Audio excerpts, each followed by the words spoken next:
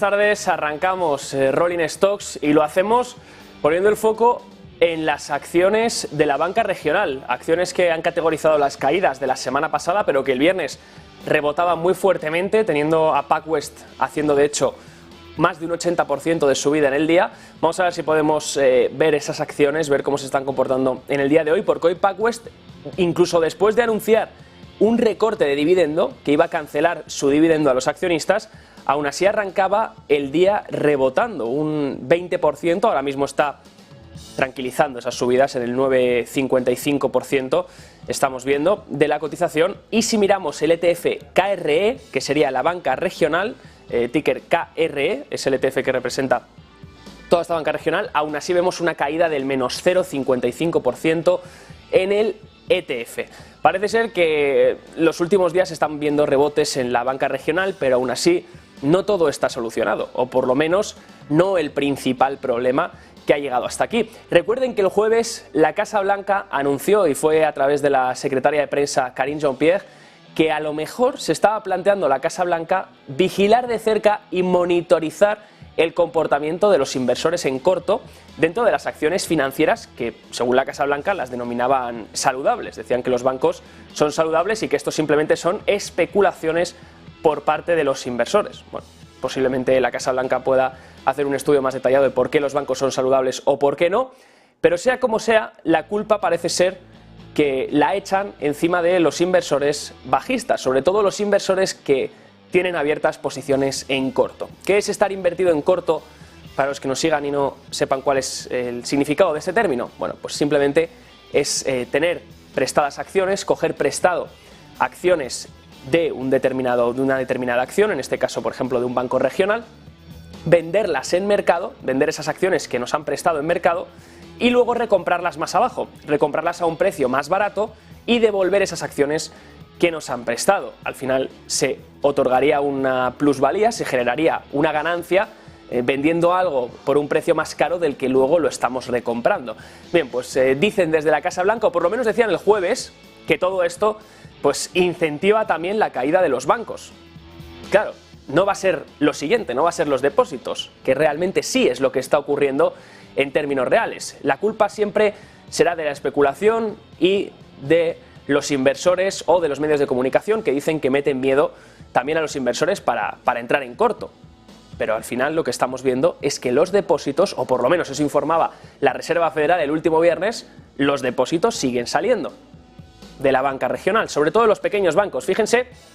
tenemos en tres colores, en este caso nos tenemos que fijar en la línea roja dentro de este gráfico, que muestra las salidas de depósitos, sobre todo en la banca pequeña, en los bancos más pequeños, más regionales. Como pueden ver, en línea azul serían los bancos grandes, las mayores instituciones,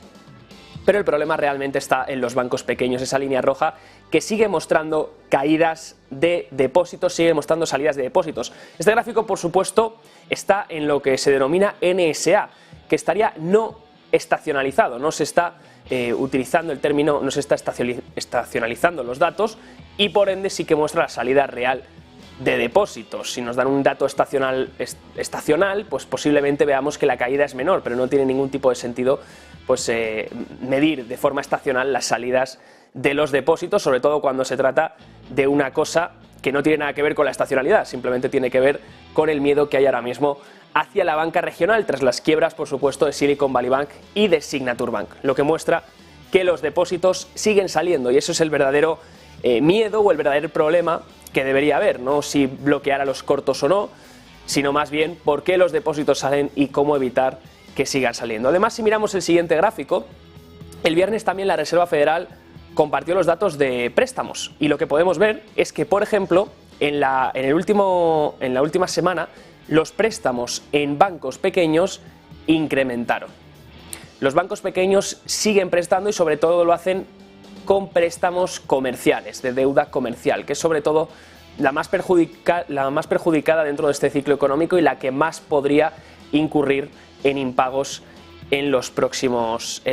meses. Eso es lo que está haciendo todavía que los inversores se pregunten si realmente todo ha terminado con la banca regional, porque que llevemos 2 días de rebote, o por lo menos que se hayan intentado 2 días de rebote el viernes pasado y el lunes, hoy, todavía hay que ver cómo cierran las acciones regionales de la banca regional, aún así los problemas persisten, sigue habiendo salidas de depósitos y siguen los bancos regionales en el punto de mira y los clientes con mucho miedo, de ahí que los depósitos sigan saliendo. Si miramos de hecho el siguiente gráfico, nos mostraban el viernes los préstamos a los que están accediendo, las líneas de liquidez a las que están accediendo estos bancos regionales.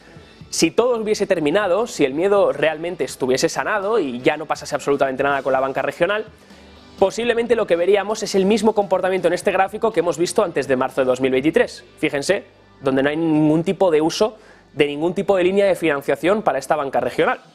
El problema es que vemos que esto se sigue manteniendo, como empezó de hecho con la quiebra de Silicon Valley Bank y Signature Bank en mitad de marzo de 2023, y eso sigue continuando a día de hoy, a mes de mayo de este año. En lo que estamos viendo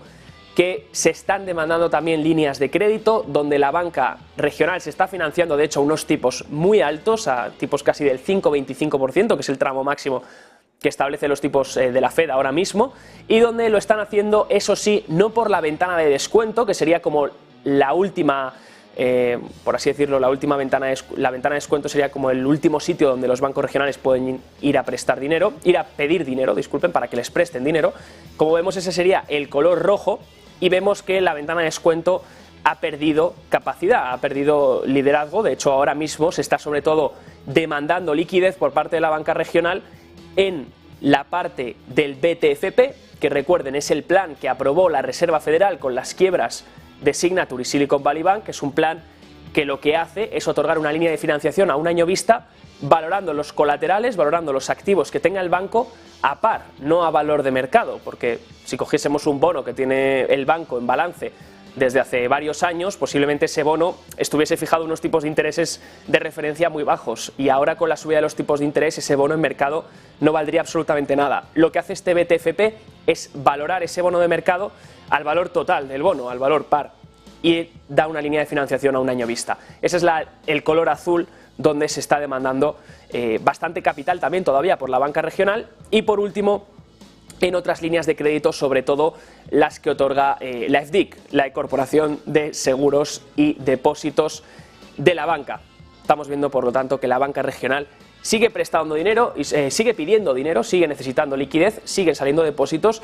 y aunque las acciones estén buscando un rebote, el KRE, como les comentaba Bittner, de hecho José Antonio Bittner esta mañana, está en niveles que no veía desde 2020. Obviamente los rebotes van a llegar. Los rebotes son normales dentro de caídas tan drásticas, y rebotes fuertes, que son rebotes volátiles, porque la volatilidad está. Entonces, igual que tienes caídas del menos 10%, pues tienes rebotes del más 10%. Sea como sea, PacWest, que cuando arrancábamos la sesión subía un 20%, ahora mismo ya simplemente está subiendo un 6%. Parece ser que los inversores van dándose cuenta de que las cosas no han terminado del todo, que todavía sigue habiendo algunas cosas sobre la mesa